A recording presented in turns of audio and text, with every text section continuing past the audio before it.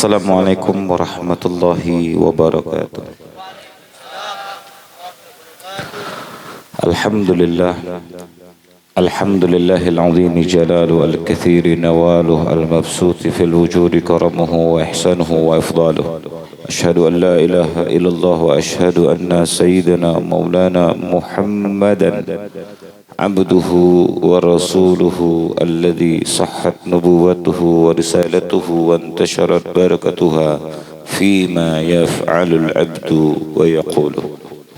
Amma ba'du, Allahumma fasalli wa sallim wa azim wa tahannan ala sayyidina wa maulana wa nura qulubina Muhammad الفاتح لما أغلق والخاتم لما سبق ناصر الحق بالحق والهادي إلى صراطك المستقيم وعلى آله حق قدره ومقداره العظيم. اللهم أرنا الحق حقا وارزقنا اتباعه وأرنا الباطل باطلا وارزقنا اجتنابه ولا تجعله مشتبها علينا فنتبع الهوى واجعل هوانا تبعا لما جاء به سيدنا محمد صلى الله عليه وآله وصحبه وسلم. رب اشرح لي صدري ويسر لي أمري واحلل عقدة من لساني يفقه قولي وسدد به لساني واهد قلبي بجاه النبي وصحبه والآله. معاشر الحاضرين والحاضرات rahimani wa rahimakumullah, wabil khusus para alim ulama, para warasatul anbiya, warisnya Nabi Muhammad sallallahu alaihi wasallam yang hadir di tengah-tengah kita, wabil khusus guru kita, orang tua kita Muallim Muhammad Zuhri Tamrin, dan juga para asatid yang lainnya, para guru-guru yang lainnya. Mohon maaf tidak saya sebutkan satu persatu karena memang ada catatannya. Bingung kita mau menyebutkan, tapi tidak mengurangi rasa hormat saya, ta'zim saya kepada guru-guru semua, orang tua semuanya. Insyaallah kita doakan mudah-mudahan diberikan panjang umur, sehat walafiat. Allah berkahi dalam kehidupan duniawiya maupun ukhrawiyanya, Allah istiqamahkan, dan Allah subhanahu wa ta'ala senantiasa mantapkan, kokohkan dalam setiap langkah dakwah dan perjuangannya. Amin ya rabbal. Juga tak lupa kepada para asatid yang lainnya tadi yang sudah menyampaikan sambutannya, putra beliau yaitu Ustaz Muhammad Faqih, juga Raisul Barnamij, MC, protokol, apa sebutannya itu, Guru Ma'mun atau Haji Ma'mun, kita doakan juga beliau yang mengantar saya setia kemana-mana. Mudah-mudahan Allah berikan keberkahan, Allah berikan amal pahala yang berlipat ganda di sisi Allah Subhanahu wa taala. Dan semua yang hadir pada malam hari ini, bapak-bapaknya kah, ibu-ibunya, semuanya tanpa terkecuali, kita yang datang di tempat ini mudah-mudahan tidak keluar, tidak pulang dari tempat ini, setiap kaki yang kita langkahkan ke tempat ini kecuali Allah hitung sebagai pelebur dosa kita semuanya. Allah kabulkan hajat-hajat kita, Allah perbaiki, Allah bahagiakan, berkahi dalam rumah tangga kita. Allah jadikan anak-anak kita anak-anak yang saleh, salehah semuanya. Hajat kita dikabul oleh Allah, hutang-hutang kita dilunaskan oleh Allah. Dan puncak daripada itu kita diwafatkan dalam keadaan husnul khatimah. Mungkin yang punya keinginan menikah, belum punya jodoh, yang masih perjaka, perawan, mudah-mudahan berkah maulid dapat jodoh yang soleh-solehah. Yang sudah nikah mudah-mudahan ditambah sama Allah, tambah sakinah, tambah mawaddah, tambah rahmah. Jangan sudan dulu ya, tambah sakinah, mawaddah, warahmah. Amin ya rabbal alamin. Masalah nambah itu dalam hati aja, aminkan dalam hati. Ada berani bipai dalam hati ke? Kacau dah kalau dalam hati kada berani, betul gak?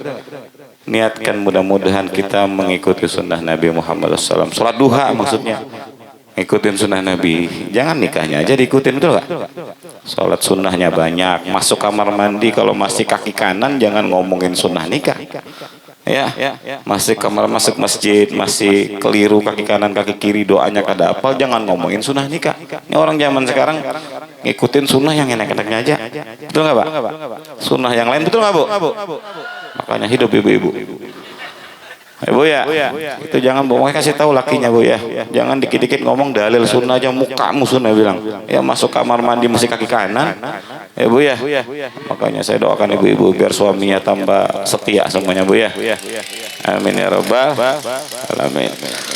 Ibu-ibu, bapak-bapak yang dirahmati oleh Allah Subhanahu wa taala. Saya yakin satu niat, satu yang kita harapkan perkumpulan kita pada malam hari ini tidak lain dan tidak bukan. Kita ingin mengharapkan pandangan dan perhatian Nabi Muhammad SAW yang kita peringati maulidnya pada malam hari ini. Hari ini kita gembira, besok mudah-mudahan dengan kegembiraan kita hari ini karena Nabi Muhammad SAW di bulan yang mulia dilahirkan. Kita ingin Nabi pun gembira dengan kita sehingga nanti kita dikumpulkan bersama baginda Nabi Muhammad SAW. Ibu-ibu, bapak-bapak yang dirahmati oleh Allah Subhanahu wa taala. Kalau kita bicara tentang Nabi Muhammad SAW, sosok yang kita peringati maulidnya pada malam hari ini, sebagaimana Allah gambarkan di dalam Al-Quran, walaqad kana lakum fi rasulillahi uswatun hasanah. Kemudian ada dalam ayat lain Allah katakan, Allah berfirman, wa innaka la'ala khuluqin azim. Sungguh pada diri Nabi Muhammad terdapat suri tauladan yang baik dalam setiap aspek kehidupan kita. Semuanya ada contoh dari Nabi Muhammad SAW. Manusia yang paling sempurna, manusia yang menjadi sebab adanya kita di alam semesta ini semuanya, bahkan makhluk-makhluk Allah itu lantaran sebab adanya wujud Sayyidina Muhammad sallallahu alaihi wa alihi wa sahbihi wa baraka wasallam. Kalau kita bicara cintanya Nabi kepada kita, kalau bicara kita cinta sama Nabi itu masih bisa diukur, masih ada batasnya. Masih mungkin tidak ada seujung kukunya kalau kita ngaku cinta sama Nabi. Itu bisa dicek. Saat ini pun saya bisa cek. Nggak usah jauh-jauh saya cek. Ibu-ibu, ada yang hafal nasab Nabi Muhammad kah? Ada yang hafal kah? Bu? Hah? Bu? Ada yang hafal kah nasab Nabi Muhammad? Hah? Ada yang hafal kah? Muhammad bin Abdullah bin Abdul Muttalib bin gimana nih aku cinta? Betul nggak? Di situ aja kita bisa tahu posisi kita, kadar cinta kita sama Nabi. Kalau bicara Nabi cinta sama kita, nggak ada usah ditanya. Nabi cinta sama kita, nggak usah ditanya. Bahkan Nabi kita tahu dalam riwayat, nanti banyak sekali riwayat yang menggambarkan mungkin hadis yang masyhur. Nabi pernah waktu pulang dari ziarah Uhud, ketika pulang Nabi ziarah, di tengah perjalanan pulang Nabi selesai ziarah, Nabi mengatakan, ishtaqtu ila ikhwani, kata Nabi. Saya rindu, kata Nabi. Saya rindu, kangen dengan saudara-saudaraku, kata Nabi. Nah, sahabat yang ketika itu membersamai Nabi, mereka bertanya kepada Rasulullah, ya Rasulullah, awalasna ikhwanak ya Rasulullah, apa kami ini bukan saudaramu ya Rasulullah? Kemudian Nabi menjawab, la bal antum ashabi. Kalian bukan saudara-saudaraku, kata Nabi. Kalian adalah sahabat-sahabatku. Adapun saudaraku yang aku rindukan, kata Nabi, adalah yaitu qaumun ya'tuna min ba'di yu'minuna bi wa lam yarawnika. Atau kama qala Nabi sallallahu alaihi wasallam. Yaitu mereka kaum yang datang setelahku, mereka beriman kepadaku tapi tidak melihatku, kata Nabi. Siapa itu? Kita, umat Nabi Muhammad SAW. Ini sebelum kita lahir, Bu. Mungkin kita belum ada ke alam dunia, mungkin masih dalam rahim kita. Bahkan 1400 tahun yang lalu Nabi sudah nyatakan cintanya kepada kita lebih dulu. Bahkan disebutkan dalam kitab Sahih Bukhari ada riwayat yang masyhur tentang Sayyidah Aisyah. Sayyidah Aisyah ini pernah suatu hari beliau ngelihat raut muka Nabi ini kayaknya lagi gembira. Apa yang beliau katakan dalam riwayat tersebut? Kata Sayyidah Aisyah, "Ra'aitu bi Rasulillah sallallahu alaihi wasallam tiba nafsin." Kata beliau, aku melihat Rasulullah SAW itu wajahnya kayak lagi gembira. Kalau bahasa kita itu lagi senang. Ya kan, orang itu bisa dilihat, Bu. Suasana hatinya itu kan pertama kali bisa dilihat dari raut muka, betul nggak? Jarang kita temukan ada orang itu mukanya datar, lagi senang begitu, lagi susah begitu, jarang. Betul nggak? Yang datar itu cuma malaikat Malik, penjaga neraka. Betul nggak? Datar mukanya kada senyum, bahkan kepada Nabi pun nggak pernah senyum malaikat Malik itu. Betul nggak? Nah kalau manusia kan kita tahu raut mukanya, betul nggak? Lagi senang kelihatan, senyum, cengir-cengir sendiri. Lagi duitnya banyak, lagi punya utang, susah mukanya. Diajak bercanda, diajak marah dia. Lagi lapar kelihatan, kusut. Ini duduk di pengajian kelihatan nih, muka yang kenyang sama yang lapar beda. Duduk nunduk aja kalau ngaji, bawaannya ngantuk. Itu biasanya kalau di pengajian begitu-gitu, raut muka yang lapar sama yang kenyang itu beda pasti. Nah beliau Sayyidah Aisyah ketika itu melihat Rasulullah, wajahnya kayak gembira, lagi senang, sama kayak ibu kalau ngelihat laki lagi senang. Nah, beliau ketika melihat Rasulullah lagi senang, beliau langsung mendekat sama Rasulullah. Beliau katakan, "Faqultu lahu," aku katakan kepada Rasulullah, "Ya Rasulullah, ya Rasulullah, ud'uni." Kata Sayyidah Aisyah, "Wahai Rasulullah, doakan aku." Ah, bedanya kalau kita kan beda ya, ngelihat laki senang. Adakah orang sini kalau ngelihat lakinya raut mukanya lagi senang minta doa? Boro-boro. Yang ada kalau lihat lagi mukanya senang, wah cair nih. Sayang, ayang beb, ayolah ke toko emas kita. Udah lama nih kada ganti emas. Paling kita begitu hal duniawi, betul nggak? Ngelihat laki lagi senang itu paling yang kita minta, yang kita omongkan, yang kita keluhkan hal duniawi. Tapi berbeda Sayyidah Aisyah, contoh dalam rumah tangga ketika melihat suaminya bahagia, raut mukanya lagi senang, beliau dekati, beliau katakan, "Ya Rasulullah, ud'uni, doakan saya ya Rasulullah." Apa yang dilakukan oleh Nabi? Nabi angkat tangannya, Nabi katakan, "Allahumma ighfir li Aisyah ma taqaddamat min dhanbiha wa ma akharat, ma a'lanat wa ma asarrat, Allahumma ighfir li Aisyah." Ya Allah, ampuni Aisyah, ampuni dosa yang lalu yang dilakukan oleh Aisyah, baik yang dia lakukan secara terang-terangan ataupun yang dia lakukan secara sembunyi-sembunyi. Ampuni Aisyah ya Allah. Itu Sayyidah Aisyah disebutkan dalam riwayat, saking senangnya didoakan sama Nabi. Siapa yang nggak senang didoakan sama Nabi, doanya itu tidak ada hijab, pasti mustajab, pasti diterima dan dikabulkan oleh Allah. Sayyidah Aisyah disebutkan itu saking senangnya habis didoain Nabi, jingkrak, apa bahasa orang sini, loncat-loncat, hatta saqata sya'ruha, sampai rambutnya itu beberapa helai itu jatuh. Saking senangnya loncat-loncat, beberapa rambutnya itu jatuh. Sampai ketika Rasulullah melihat Sayyidah Aisyah gembira benar karena didoain sama Nabi, Nabi katakan kepada Sayyidah Aisyah, "Ya Aisyah, ayasurruki doa ya Aisyah? Apakah doaku barusan membuat kamu gembira wahai Aisyah? Kamu senang saya doakan begitu wahai Aisyah?" "Wa ma li la yasurruni du'auka ya Rasulullah." Bagaimana saya tidak gembira kamu doakan saya ya Rasulullah? Apa kata Nabi? Ini poinnya. Kata Nabi, "Wallahi ya Aisyah, dengarkan wahai Aisyah, demi Allah, innaha la du'ai li ummati li kulli salah." Demi Allah wahai Aisyah, doa yang barusan aku panjatkan untukmu itu doa yang aku baca setiap habis salat 5 waktu untuk umatku. Bayangkan. Allahumma sholli ala Nabi Muhammad. Jadi Nabi udah ngedoain kita di sholat 5 waktu, ngedoain kita. Artinya apa? Nabi lebih dulu jatuh cinta sama kita. Jadi kalau kita nggak cinta sama Nabi, artinya memang tidak Allah izinkan kita membalas cinta Nabi Muhammad SAW.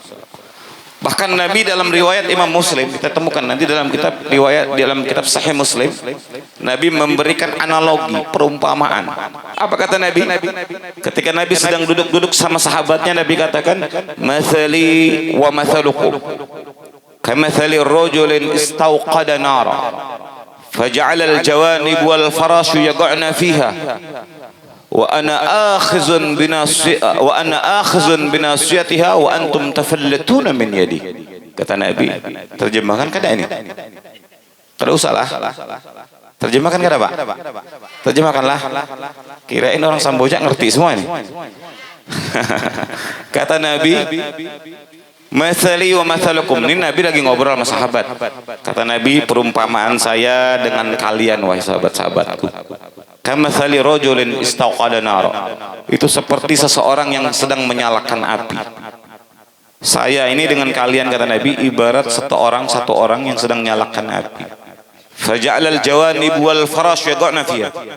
Ketika itu serangga, farasnya serangga berterbangan hendak membakar dirinya, Kak. Ya namanya kita lagi bakar api, ada orang bakar api, kata Nabi. Ya, ibaratnya itu seperti ada seorang laki-laki, kata Nabi. Perumpamaan saya dan kalian. Ya, kalian ini, kata Nabi, ibaratnya secara tidak langsung dalam makna hadis itu diibaratkan apa? Seperti serangga. Ada orang bakar api, ya kan, serangga ngedeketin api. Orang kalau serangga ngedeketin api, mendekat ke api, apa maknanya? Mati, kebakar. Nah, kata Nabi, saya ini ibarat dengan kalian itu, perumpamaannya seperti ada seorang laki-laki yang membakar api, kemudian serangga mulai berterbangan nyamperin itu api.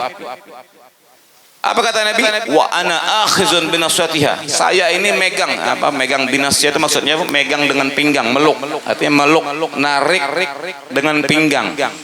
Jangan sampai itu serangga kebakar api. Itu maksudnya diumpamakan buat kita. Saya peluk, saya pegang kalian apa? Wa antum tafallatuna min yadi. Tapi kalian yang melepaskan peganganku, kata Nabi. Kalian yang melepaskan pegangan tanganku yang begitu erat. Artinya kalian sendiri yang melepaskannya, kata Nabi. Maksudnya apa? Nabi merintahkan kita begini, kita nggak mau laksanainnya. Nabi ngelarang begini, malah kita lakuin. Makanya kata Nabi itu simpel sekali. Dalam hadis Arba'in Nawawi itu disebutkan, ada kata Nabi itu. Kata Nabi itu apa? Ma nahaitu wa ma amartukum bihi fa'tu minhum mastata'tum. Wa ma nahaitukum kata Nabi, ma amartukum, apa yang aku perintahkan kepada kalian, fa'tu minhum mastata'tum. Apa yang aku perintahkan kepada kalian, lakukan semampu kalian. Wa ma nahaitukum anhu fajtanibu. Apa yang aku larang kepada kalian, tinggalkan. Nah, ini kalimatnya mutlak. Saya terjemahkan biar gampang lagi memahaminya. Apa yang diperintahkan sama Nabi, lakukan semampu kita. Kita nggak mampu, mungkin hanya sebatas sholat 5 waktu saja. Kita nggak bisa selebihnya, karena 5 waktu aja udah bagus sudah misalnya. Lakukan semampu kita. Tapi begitu Nabi begitu bicara tentang larangan, wa man nahaitukum anhu fajtanibu. Apa yang aku larang kepada kalian, tinggalkan secara mutlak, tidak ada alasan, tidak ditolerir sedikit pun oleh syariat. Sanggup, tidak sanggup, mampu, tidak mampu, harus tinggalkan. Itu maksudnya. Makanya kata ulama itu, meninggalkan maksiat lebih utama daripada melakukan taat. Paham nggak maksudnya? Daripada kita ibarat kata sholat sambil maksiat jalan terus, itu lebih bagus orang itu apa? Dia bisa meninggalkan maksiat walaupun taatnya itu kadang-kadang masih bolong-bolong. Penting tinggalkan maksiat. Ulun ini alhamdulillah baik, walaupun sholat 5 waktu, ya walaupun ulun ini mabok, berzina, segala macam dilakukan maksiat, tapi sholat nggak tinggal. Siapa yang jamin sholatnya bakal bisa nolong, betul? Nah, kalau itu bukan masalah dosa yang dia lakukan, tapi perintah siapa yang dia langgar, syariat siapa yang dia hinakan. Namanya kata Nabi tadi, meninggalkan maksiat itu lebih utama daripada melakukan taat. Nah, makanya kita lihat Nabi itu sudah memberikan kepada kita kemudahan, kepada kita. Nabi sayang sama kita. Tapi bahkan kita lihat Nabi itu saking longgarnya, sayangnya kepada kita. Saya kasih contoh. Dulu di zaman Nabi, mungkin di zaman sekarang belum ada lah. Di zaman Nabi dulu ada seorang sahabat datang kepada Nabi. Tiba-tiba datang ngomong kepada Nabi. Mungkin kalau ucapan ini jarang kita dengar kalau zaman orang sekarang. Datang kepada Nabi, ya Rasulullah, idzan li fi zina. Datang kepada Nabi ngomong apa? Ya Rasulullah, izinin saya zina ya Rasulullah. Izinin saya zina. Kata Nabi apa? Uqrub minni, kata Nabi. Udru minni, kata Nabi. Mendekat. Itu sahabat yang di sampingnya ada Sayyidina Abu Bakar, Sayyidina Umar udah ngeluarin pedang. Ini kalau bahasa kita kurang ajar ini. Ya, ngomongnya kurang ajar. Kalau sekarang mungkin jarang ada yang ngomong, guru, mohon izin guru lah. Ulun hendak berzina. Betul, jarang mungkin begitu kan? Ya, kalau minjem duit sama guru mungkin udah wajar aja. Ya, kalau ada yang guru, tolonglah minjem dulu misalnya. Ya, itu zaman sekarang udah biasa, ya kan? Buru-buru dia ngebantu gurunya dipinjemin duit. Nah, zaman sekarang. Tapi zaman Nabi itu ada yang lebih luar biasa lagi. Datang ke Nabi izin zina. Tapi lihat bagaimana sabarnya Nabi, bagaimana akhlaknya Nabi sampai ini orang dapat hidayah dan dia berhenti dari maksiatnya. Nabi katakan, udnum ini, ngedekat. Marak sidin katanya. Pian marak sidin kata. Ngedekat. Apa kata Nabi? Nabi tidak bilang langsung haram. Nah, ini cara dakwah. Jadi kalau kita ngadepin orang maksiat, jangan katakan haram langsung ponis neraka. Dikit-dikit panitia kenerakaan banyak zaman sekarang ini. Maulid, neraka ini. Wah, kada ada zaman Nabi nih, neraka nih. Ini orang-orang seperti ini kayaknya dia punya apa namanya kartu panitia di neraka sana. Dikit-dikit masukin neraka orang. Itu kan misinya setan. Tapi Nabi tidak. Orang begitu dia izin mau zina sama Nabi, Nabi katakan ngedekat. Coba ulangin kata Nabi. Ya Rasulullah, idzan li fi zina. Izinin saya zina ya Rasulullah. Apa jawaban Nabi? Oh, kata Nabi, sekarang saya mau tanya balik, kata Nabi. Atuhibbu an tuf'ala dzalik bi ummik? Kamu mau enggak kalau ibu kamu yang dizinahi? Oh lah ya Rasul, saya enggak mau, saya marah ya Rasulullah. Kemudian ditanya lagi sama Nabi, atuhibbu an tuf'ala dzalik bi ibnatik? Kamu mau enggak kalau anak perempuan kamu dizinahi? Wah, saya enggak mau ya Rasulullah. Tidak. Atuhibbu an tuf'ala dzalik bi ukhtik? Kalau saudara perempuan kamu nanti dizinai mau enggak? Oh enggak mau ya Rasulullah. Dan seterusnya sampai Nabi katakan, kalau begitu kata Nabi, if'al li ghairika ma tuhibbu li nafsik. Kalau begitu kata Nabi, maka berbuatlah kepada orang lain sebagaimana kau senang perbuatan itu dilakukan. Artinya perkara itu dikerjakan untukmu. Artinya berbuat kepada orang lain, perlakukan orang lain sebagaimana kamu senang perlakuan itu dilakukan kepadamu. Maksudnya apa? Kita kalau nggak mau anak perempuan kita dizinai, jangan ngezinain anak orang. Betul nggak? Kalau kita nggak mau dizalimi orang, jangan ngezalimin orang. Kalau kita nggak mau nipu orang, jangan nipu orang. Itu pelajaran dari Nabi Muhammad SAW.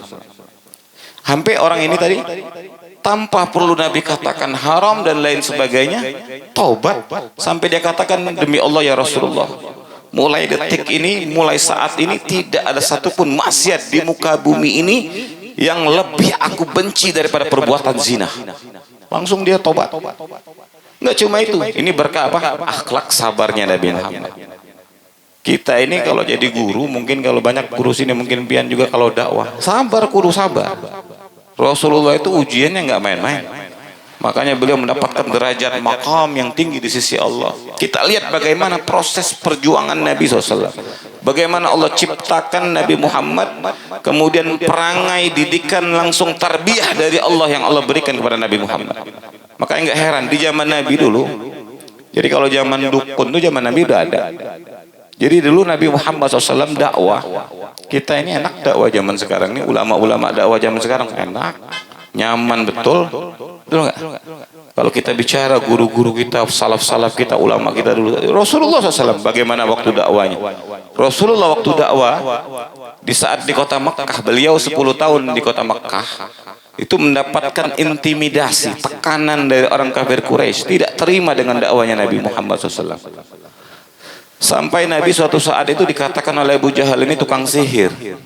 Nabi Muhammad katanya, Muhammad ini telah menyihir kita semuanya, sampai di antara kita ini banyak yang berbelok, mendustakan Latta wal Uzza wal Hubal wal Ya'uq, katanya Tuhan-Tuhan patung berhala namanya, ada Latta, ada Uzza, ada Ya'uq, ada Hubal, ada Nasrah. Sampai ini orang tiba-tiba meninggalkan agama nenek moyang yang secara turun-temurun gara-gara Muhammad. Pasti Muhammad ini menggunakan sihir, katanya. Kata Abu Jahal, rapat waktu itu. Bukan mustus ya, mustus itu musyawarah kadus. Ini rapat ya, kumpul semua, ada dengkot kafir Quraisy. Ada namanya Abu Sufyan, belum masuk Islam waktu itu. Abu Jahal, kemudian Walid bin Mughirah, As bin Wa'il. Ini nanti asbab nuzul ayat Tabbat Yada itu. Apa, inna a'tainakal kautsar. Semuanya rapat. Ini gimana cara mengalahkan sihirnya Muhammad? Kata usulan Abu Jahal, saya kenal ada orang pakar sihir, katanya, di luar kota Madinah, di negeri Syam, namanya Dhimar. Ini sejarah mencatat. Namanya siapa? Dhimar. Makanya pian kalau punya anak jangan kasih nama Dhimar. Ini dukun zaman Nabi. Dhimar namanya. Kata ini orang, oh, Dhimar itu dukun populer, susah kita ngundangnya. Kalau bahasa kita artis ini susah. Wah, ini kalau bahasa kita ini luar daerah, ini interlokal, ngundang dukunnya interlokal. Kalau begitu kata Abu Jahal, kumpulkan harta kalian, ayo kita patung-patungan. Nah, kita patung-patungan buat bayar dukun tersebut, kita hadirkan di sini untuk mengalahkan sihirnya Muhammad. Bayangkan Nabi dituduh tukang sihir. Begitu dukun itu sudah dihadirkan, datang, ini bayarannya mahal ini. Ya, dari luar daerah. Buat apa tujuannya? Ngalahkan Nabi Muhammad. Padahal Nabi nggak pakai sihir. Tapi karena memang busuk hatinya, apa? Khatamallahu ala qulubihim wa ala sam'ihim wa ala basarihim ghishawah wa lahum adzabun. Memang sudah Allah stempel, sudah ditutup hatinya. Tetap aja apa yang dilakukan sama Nabi, tetap nggak percaya. Minta tunjukkan mukjizat, waktu Nabi belah bulan ditunjukkan oleh Allah, diberikan mukjizat kepada Nabi, Nabi belah bulan, tetap Abu Jahal nggak percaya, bilangnya sihir juga. Saharakum Muhammad, Muhammad menyihir mata kalian. Padahal sejarah mencatat waktu proses terbelahnya bulan itu sampai di negeri India, sampai detik ini kalau antum baca dalam tafsir, nanti ada satu ulama namanya Syekh Abdurrahman Al-Kumash, ada kitab tafsir beliau itu mencatat prasasti di kota India ketika Raja India kuno, Hindu masih raja ini, itu menulis tahun tepat terjadinya, waktu terjadinya insyiqaqul qamar. Itu dalam Al-Quran. Sampai di negeri India, dan banyak orang masuk Islam ketika itu di Hindu ketika melihat terbelahnya bulan. Karena tahu sumbernya ketika itu adalah Nabi di akhir zaman yang berada di kota Mekah. Mukjizat yang Allah berikan. Insyaqqatil qamar, itu dalam Al-Quran. Balik lagi, Abu Jahal tetap nggak percaya. Sampai mendatangkan dukun interlokal, datang dukun.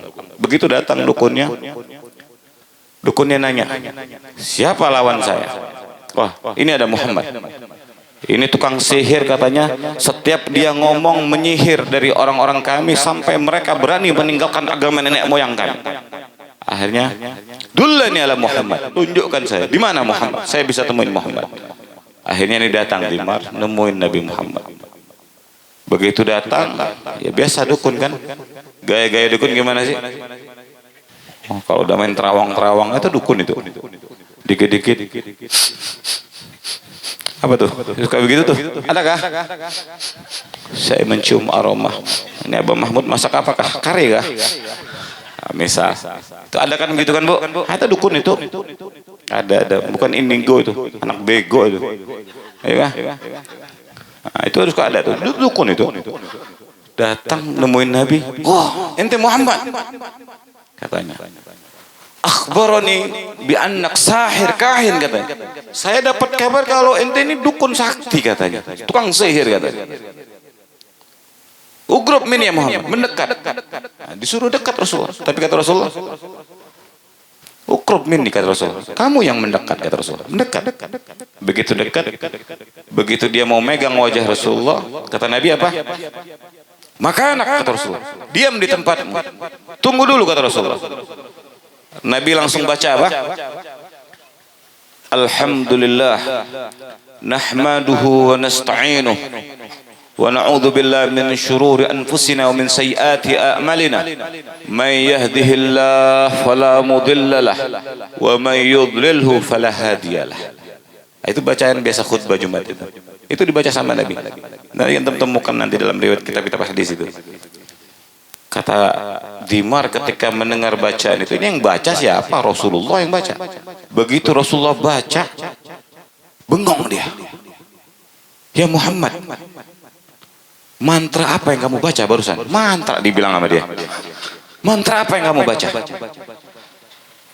Ait kalamak, katanya. Ulangin lagi. Karena aku tidak ada satupun mantra baik di langit maupun di bumi kecuali sudah aku hafal semuanya. Itu mantra asing, katanya.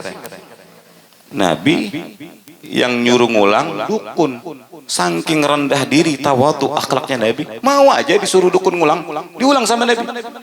Alhamdulillah nahmaduhu wa nasta'inuh wa na'udzu billahi min syururi anfusina wa min sayyiati a'malina may yahdihillahu fala mudhillalah wa may yudlilhu fala hadiyalah.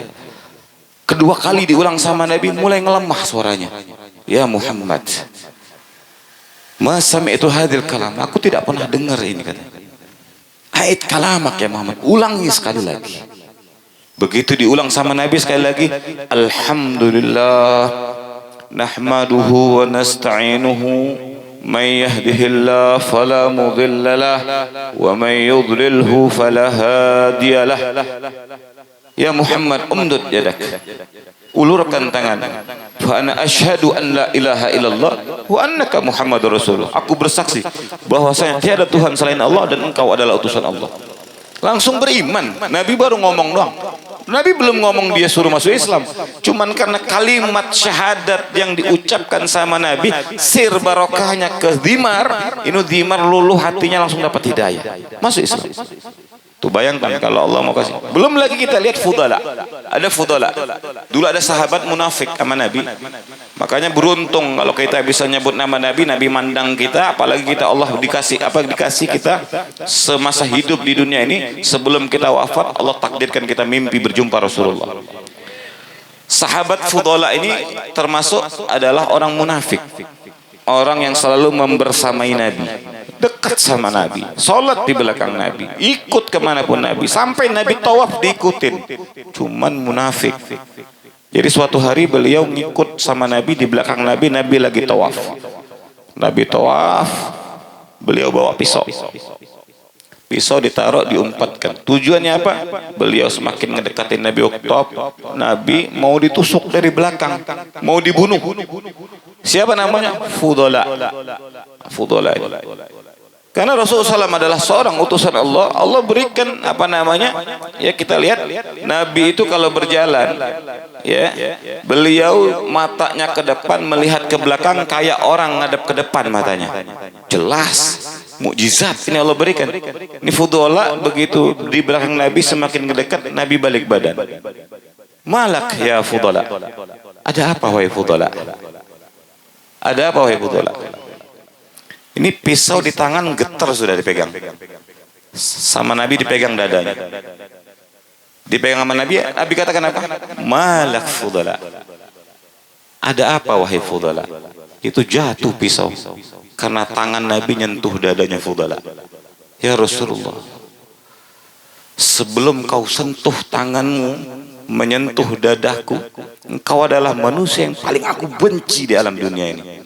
Tapi begitu tanganmu menyentuh ke dadaku, aku tidak tahu kenapa kamu menjadi manusia yang paling aku cintai mulai detik ini ya Rasulullah.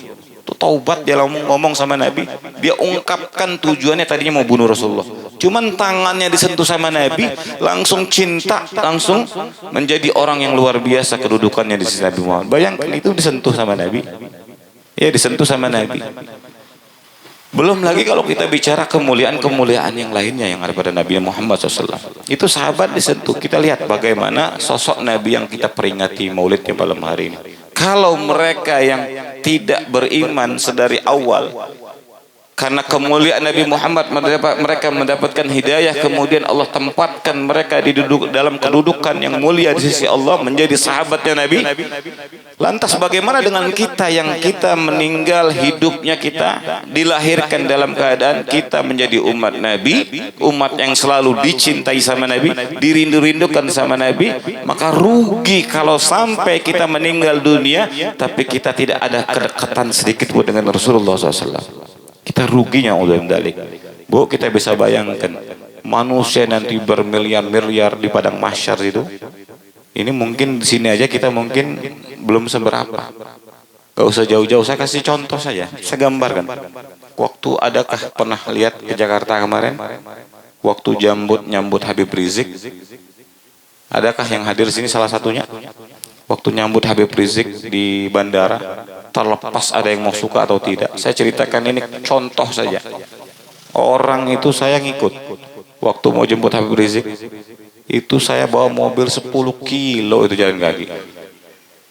Bayang 10 kilo mobil macet, sampai penerbangan semuanya cancel semua, red schedule semua. Satu bandara mungkin 1 juta 2 juta orang waktu jemput bandara, semuanya berlomba-lomba kepengen ngedeket, ngelihat langsung, bahkan bersalaman dengan Habib Rizik, berebut. Kada bisa. Saya jalan dari jam 12 sampai subuh nggak ketemu, jam 8 pagi tetap aja nongkrong di situ tuh mobil, nggak bisa. Itu baru 2 juta mau nemuin 1 orang. Coba kita merenung, nanti kalau di yaumul kiamah di padang mahsyar, posisi kita saat manusia jumlahnya mungkin puluhan miliar atau ratusan miliar, posisi kita gimana? Apakah jaraknya agak dekat dengan Rasulullah? Apa Rasulullah itu kelihatan apa enggak? Atau bahkan Rasulullah ngeliat kita, Rasulullah buang muka apa enggak? Itu harusnya jadi renungan itu.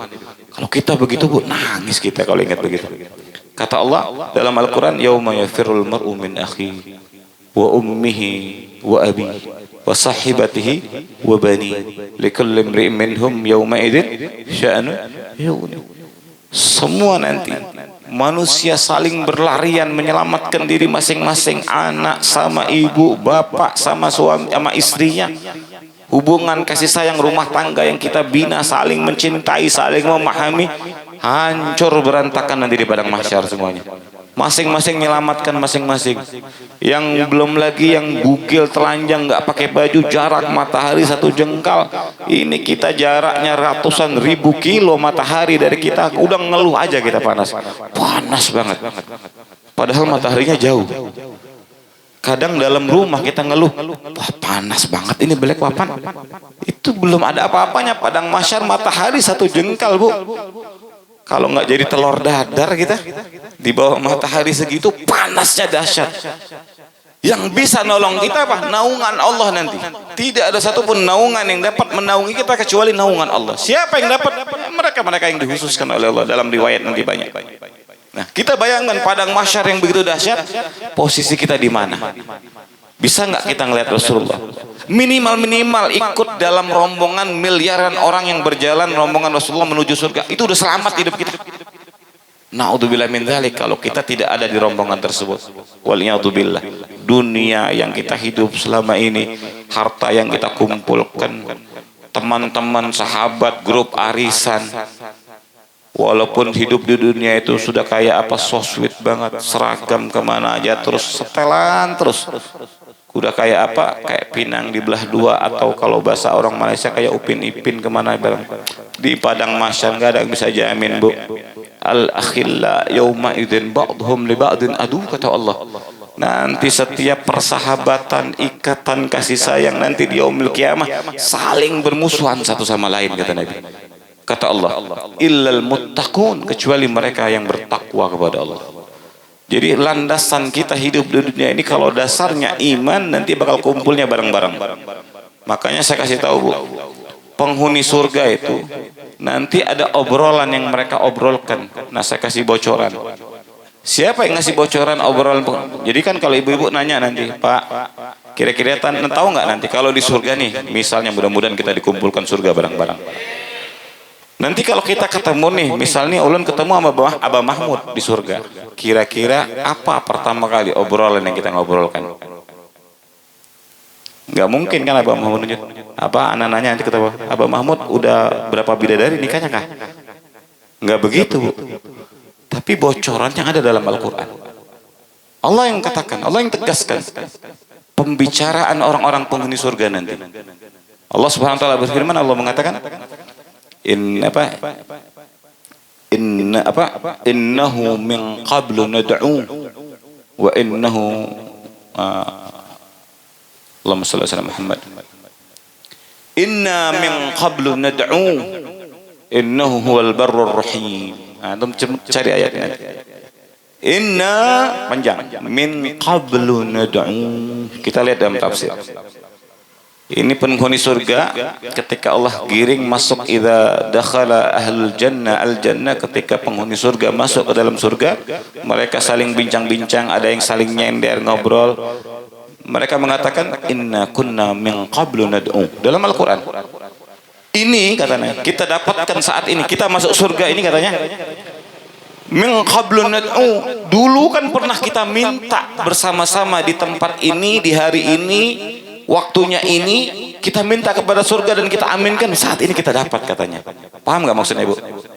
Hari ini misalnya ketemu kita nih orang Samboja bareng-bareng, ketemu Masya Allah, iya dulu kita hadir maulid bareng-bareng, iya ini sekarang dapat kita surga ya, dulu kan kita aminkan bareng-bareng, iya. Oh, itu penghuni surga begitu ngomongnya nanti. Oh iya kamu yang mana? Oh iya saya ingat. Oh pian ini ya, yang kalau kau pergi pengajian ke Bulia suka dibawa pulang ya. Diingat sama dia. Oh pian yang mana ya? Oh iya. Oh ini ya. Oh ya kalau ngaji kalau dari awal baru assalamualaikum langsung tidur ya. Oh pian ingat. Pas amin lah. Ya amin. Nah, itu amin aja kita doa dijabah, di surganya nanti kata orang Bekasi itu kongko. Kongko itu apa? Majelis ngobrol asik, ya nggak ada beban duniawi lagi, takallufat duniawinya udah lepas, dia ngobrol asik. Kalau bahasa kita itu reunian. Nah reunian paling enak itu di surga. Nih kita kumpul bareng nih, kita minta kepada Allah, inna min qablu nad'u. Ya baik Allah itu. Kita di tempat majelis Bu, kadang-kadang ada orang itu masuk surga lantaran cuman ngaminkan saja. Kadang ada yang nggak ngomong sama sekali, cuman ngangkat tangan, tapi Allah tahu kalau hatinya ngaminkan. Betul nggak? Innahul barrur rahim. Allah itu maha baik, maha penyayang. Kita mau tahu bagaimana baiknya Allah, nggak usah jauh-jauh. Kalau kita mau tahu kebaikan Allah, kasih sayang Allah, saya kasih contoh gampang banget. Ibu hadir malam ini atau bapak ini hadir misal, atau kita ngundang orang hadir ke tahlilan, ada orang hadir tahlilan nih, dari guru pertama kali mimpin tahlil, afdalu ma qultuhu ana wa nabiyuna min qabli la ilaha illallah, la ilah. Itu orang dari pertama datang naruh sandal, duduk di pojok, tidur. Orang tahlil sampai tahlil selesai, Rabbana atina fid dunya hasanah. Ini udah doa, ini udah panjang, Yasin udah selesai doa. Bangun Sidin. Kenapa dia bangun? Ngedengar suara kresek bagi nasi. Apalagi kalau yang tuan rumahnya Madura pakai ember itu kali. Oh bangun Sidin, kayak tidak terjadi sesuatu Bu ya. Biasa aja dia ngeliat kanan kiri. Coba seandainya Sohibul Bed begitu dikasih satu, Sohibul Bed tahu dia tidur, dikasih juga, nggak mungkin. Belum pernah saya temukan dimanapun acara. Oh biar nih tidur tadi, karena dikasih, benar. Manusia sepelit-pelitnya, walaupun kita ngundang untuk dia datang ngaji ngedoain orang tua kita yang meninggal dunia, dia datang tidur doang, kurang ajar sebenarnya, tetap kita kasih. Biar udah datang udah bagus ngehargain ulun, betul nggak? Dikasih sama kita. Bahkan kalau dia dapatnya terakhir, berhubung bangunnya paling terakhir, yang lain udah dapat semua, sisa besok ini Bian bawa lagi lah. Dapatnya 5 dia. Makanya besok-besok Bian kalau hadir tahlil tidur aja. Dapat 5, kenapa? Tuan rumah kan bingung mau nganterinnya, udah capek lagi beres-beres. Udah nih ada 5 nih, bawa semua nih, bagikan. Udah datangnya tidur, bawa berkat paling banyak. Guru cuman bawa 2, dia dapatnya 5. Guru udah baca tahlil, teriak-teriak, dia dapatnya 5. Itu manusia. Baiknya kayak gitu. Gimana Allah? Kita datang di majlis, duduk, dengerin, tidur, dapat. Betul nggak? Makanya kata ulama itu, orang kalau duduk di majlis taklim, hadir di pengajian atau di majlis maulid, itu ibarat kayak orang mendapatkan curahan air hujan. Niat basah, nggak niat tetap basah. Orang kalau duduk di majlis, ini datang maulid nih. Ada yang datang dari rumah itu kebetulan, bini ulun kada masak ini. Abah Mahmud biasanya masaknya, gurih sih Din kalau masak. Dari rumah kada berangkat, kada masak. Kebetulan hari Minggu jadwal maulid padat. Pagi maulid, siang maulid, malam maulid, udah libur belanja itu. Datang maulid cuman tujuan makan, dapat nggak? Dapat. Orang kalau hadir maulid kadang-kadang mulutnya mingkem sedikit-sedikit. Salatullah, ikut baca sholawat, betul nggak Bu? Kebawa dia sholawat. Walaupun mulutnya agak, kupingnya nggak dengar. Begitu ada ngomong shollu ala Nabi Muhammad, Allahumma sholli alaihi, spontan dia. Dapat dia. Itu baik Allah. Makanya sering-sering duduk di tempat baik. Ya Bu ya, duduk di majelis taklim, datang. Habib, saya ini kalau ngaji kuping kurang ngedenger nih. Rada budak saya mah faktor umur. Datang aja di pengajian. Apa kata Nabi? Man ra'ani au ra'a man ra'ani dakhalal jannah. Kata Nabi. Dalam riwayat lain, man ra'ani au ra'ani ila yaumil qiyamah dakhalal jannah. Siapa yang melihatku, kata Nabi, memandangku, atau memandang orang yang memandangku, kata Nabi, sampai yaumil qiyamah masuk surga dia. Dakhalal jannah. Nabi katakan dakhalal jannah. Ini kalau anak santri tahu, Nabi gunakan sesuatu yang belum terjadi dengan fi'il madhi, itu maknanya tahqiq, taukid. Nabi katakan man ra'ani aw ra'a man ra'ani dakhalal jannah. Siapa yang memandangku atau memandang orang yang memandangku, dakhalal jannah. Nabi tidak gunakan kalimatnya yadkhulul jannah, nanti akan masuk surga. Enggak, Nabi gunakan dakhalal jannah, pasti masuk surga, kata Nabi. Itu makanya berkah kalau ketemu ulama itu jangan selfie aja. Selfie aja. Pandang wajahnya.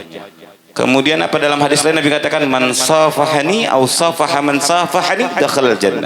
Barang siapa yang bersalaman denganku atau bersalaman dengan orang yang bersalaman denganku pasti masuk surga. Maksudnya gimana Beb? Ini salaman gimana nih? Guru itu kadang pakai minyak wangi, kada enak baunya, kada nyaman. Misalnya, ya kita nggak ngelihat bau aromanya, tapi kita bersalaman dengan tangan beliau ini pernah bersalaman dengan gurunya, gurunya dengan gurunya sampai kepada Rasulullah SAW. Sama seperti kita mandang ulama, mandang orang soleh, kita pandang guru orang soleh. Orang soleh ini punya guru. Ya, saya punya guru Abu Yas Said Ahmad Naufal. Guru saya punya Abu Yas Said Ahmad, Abu Yas Said Muhammad ibn Ali al-Malik. Punya guru lagi Said Alawi, abah beliau. Kemudian Said Abbas. Ya, Said Alawi juga muridnya apa? Syekh Hasan Masyar. Banyak ulama-ulama sampai kepada siapa? Kemudian sampai kepada Said Abbas, ini murid daripada Habib Ahmad bin Hasan Al-Tas. Ini satu korun dengan Habib Ali Habsyi sebelum Maulid. Sampai ke atasnya lagi, banyak ulama sampai kepada Rasulullah sallallahu alaihi wasallam. Nyambung kah? Nyambung. Sama kita yang lihat guru Muhammad Zuhri Tamrin. Beliau punya guru. Gurunya sampai kepada Rasulullah. Itu bayangkan orang duduk majelis mandangin aja wajah guru. Cuman pian jangan ngebandangin sambil mikir, ini guru kalau ulun pinjam duit dikasih kata ya. Ini murid kurang ajar gitu. Betul nggak? Pian pandangin dengan mata ta'zim. Maksudnya penghormatan, ngelihatnya dengan pandangan kalau kita membayangkan ada seorang ulama adalah pewarisnya, penyambung lisan Nabi Muhammad. Jangan merendahkan. Orang kalau ngerendahkan juga salah. Duduk majelis taklim ngeliat gurunya. Kayak apa itu gurunya? Pakai baju kalau ada bagus-bagusnya aja. Bau kada enak, orang makan apa itu ngomong. Nah orang kalau suudzon seperti itu, saya kasih contoh juga. Abu Jahal itu duduknya sama Rasulullah. Abu Jahal itu duduknya sama Rasulullah.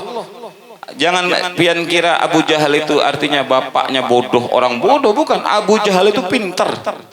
Ya, nama beliau ini Hakam. Ya. Abu Jahal ini pintar. Amr bin Hakam nama beliau ini. Ya. Beliau ini pintar Abu Jahal. Kenapa? Ma min ayatin nazalat ala Sayyidina Muhammad illa waqad hafidhuha Abu Jahal. Tidak ada satupun ayat yang turun kepada Rasulullah SAW kecuali Abu Jahal hafal. Abu Jahal itu kerjaannya kalau Rasulullah menyampaikan firman Allah di rumah Darul Arqam, ya waktu di Mekah, beliau itu nguping. Oh, ada ayat baru nih.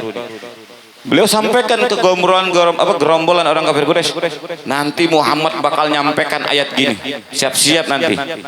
Itu udah bakal ada target lagi, kita bakal ada yang nyeleweng lagi daripada ajaran nenek moyang. Ini Muhammad bawa lagi ayat baru dikatanya. Tuh Abu Jahal hafal semua. Makanya pian kalau dibandingkan Abu Jahal lebih pintar Abu Jahal. Tapi apa? Abu Jahal dikutuk, laknat. Karena apa? Memandang Nabi, duduk dengan Nabi, belajar sama Nabi, yang nguping belajar maksudnya kepada Nabi, tujuannya untuk merendahkan Nabi, menghinakan Nabi, mandangnya dengan hina. Itu kuncinya ya. Mudah-mudahan di Maulid ini pulang dari sini Bu ya, ibu-ibunya berkah semuanya Bu ya. Besok-besok biar semangat ngajinya ya. Ada rutinan kah di sini? Adakah? Step apakah? Hah? 3 minggu. Ini yang hadir nih kayak gini kah kalau rutinan? Hah? Insya Allah. Saya yakin insya Allahnya itu ada ikhlas. Benar gak? Sebab saya tahu orang ngaji kalau maulid kalah jumlah pasti. Ngaji itu orang-orang pilihan, saya kasih tahu. Kita kalau ngaji dalam fikih itu, dalam muqaddimah fikih itu, man yuridillahu bi khairan yufaqihu fiddin. Orang menyepelekan hadis ini, padahal hadis ini adalah barometer tolak ukurnya. Kata Nabi itu, barang siapa yang Allah inginkan kebaikan, yufaqihu fiddin. Ini kalau dalam bahasa nahwu ini man syarat ini. Yufaqihu fiddin, dijazamkan karena dia jawab syarat. Artinya apa? Kalimatnya taukid artinya. Barang siapa yang Allah inginkan kebaikan, maka Allah pasti berikan dia pemahaman dalam agama. Maksudnya apa?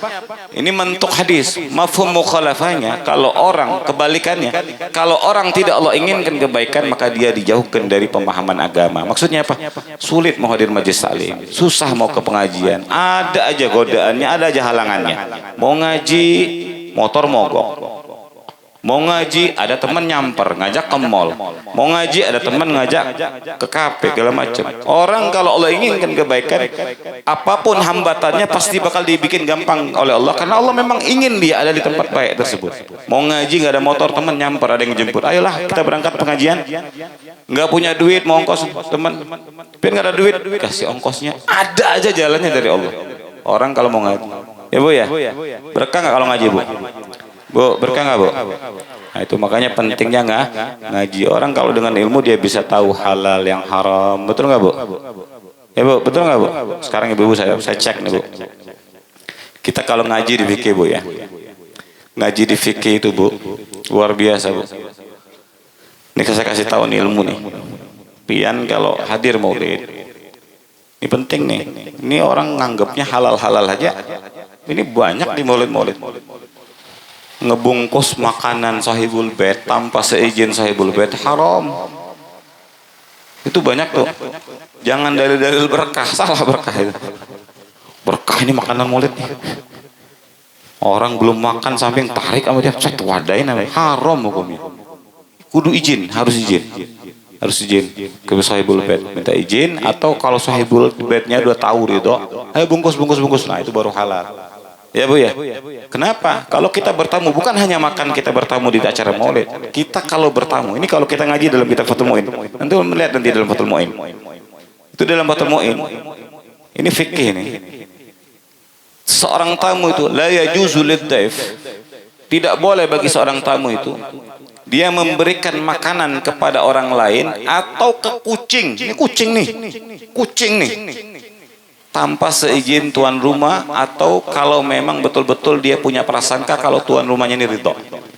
Nanti bertamu nih, disuguhin nasi, kita cadokin nasi, ayamnya kita ambil, kita kasih kucing, haram hukumnya kalau kada izin. Itu pentingnya ngaji, betul nggak Bu? Pentingnya ngaji. Izin dulu lah, ulun mau kasih kucing. Walaupun kucing yang makan, masa nggak ngasih? Ini kucing, izin, itu pentingnya ngaji. Fikih itu. Belum lagi kalau yang lain-lain. Makanya saya kasih satu pertanyaan sebagai penutup. Ini hadiahnya 100.000. Benar. Saya kasih 100.000. 200 saya naikin. Naik lagi kah? Ini pertanyaan serius Anda pikir ini. 100.000 aja. 200 sudah 200. Ada orang. Ini buat yang hadir aja, jangan guru yang jawab ini. Ada orang. Dia sholat. Ketika sholat, dia noleh ke kanan, ya. Perhatikan pertanyaannya. Ini gambarkan. Pak, tasawurkan maksudnya apa ya kalau bahasa kita itu? Ini jelaskan. Ada orang sholat. Dia punya bini. Posisi dia lagi puasa Ramadan. Teka-teki dalam fikih ini. Dia sholat. Begitu salam ke kanan, Assalamualaikum warahmatullahi. Ya, Assalamualaikum warahmatullahi. Batal sholatnya. Dia waktu salam pertama, Assalamualaikum warahmatullahi. Batal sholatnya. Salam ke kiri, Assalamualaikum warahmatullahi. Batal puasanya. Noleh ke belakang, bininya haram langsung. Saya ulangin Bu. Ada orang sholat. Waktu salam ke kanan, sholatnya batal. Dia salam lagi ke kiri, puasanya batal. Noleh ke belakang, ada bininya, bininya haram langsung. Tidak jadi muhrim lagi langsung. Langsung haram bininya buat dia. Apa gambarannya kan? Agak susah tuh. Sengaja 200.000 ada ya. Ada yang bisa jawab kah? Hah? Ada yang tahu kah? Saya kasih tahu. Enggak ada yang tahu kan? Yang balik bandar lagi. Sebagai tutupnya waktu udah jam 10. Udah cedok kan? Nih Bu, ada orang sholat. Ngadap ke kanan, sholatnya batal. Nah, dia sholat pakai tayamum. Dia oleh ke kanan ada air. Paham? Dia oleh kanan ada air. Batal sholatnya karena ada air. Dia tayamum tadi dengan buan. Dia noleh ke kiri, batal puasa aja. Dia sholat tadi keburu beduk maghrib. Batal, betul nggak? Puasanya selesai kan? Noleh ke kiri, dia sholat asar ini. Noleh ke kiri, terak. Wah, batal puasanya maghrib. Dia noleh ke belakang, bininya yang tadinya halal jadi haram. Kenapa? Suami yang pertama datang karena waktu dia nikah sama bini yang ini, dia ngira kalau suaminya sudah tidak ada, tidak jelas keberadaannya. Akhirnya dinikahkan. Ternyata setelah berapa puluh tahun datang lakinya, sehingga fasakh nikah tanpa jatuh tolak. Kenapa? Nikahnya fasid, tidak sah. Fasakh saja. Karena suami yang pertama itu dah datang. Jadi, nah itu satu kejadian, ya. Itu contoh dalam fikih. Makanya bisa tahu begitu ngaji. Pian kudu ngaji. Pian datang maulid aja yang terbayang di benak pian kepikiran ini kok buli apa nasi uduk ini. Cuman itu aja tahunya. Makanya ngaji. Malam apa, Mbak Mahmud? Malam Senin. Makanya ulun doakan yang biasa ngaji malam Senin, insya Allah kaya raya. Nanti di kuburannya pasang granit kanan kiri ada AC-nya. Mau kah gitu? Mau kah? Ah, wasiat sama suaminya nanti. Suaminya pasti senang. Papa, kalau mamah meninggal, pasangin granit siap 86. Kenapa? Saya tahu suaminya itu sedih campur bahagia. Pahamlah. Paham gak? Jangankan ibu mau pasang granit, kalau perlu dipasang wallpaper, ulun siap. Senang dia. Selama ini dia menghalang-halangi melakukan sunnah. Wallahualam. Assalamualaikum warahmatullahi wabarakatuh.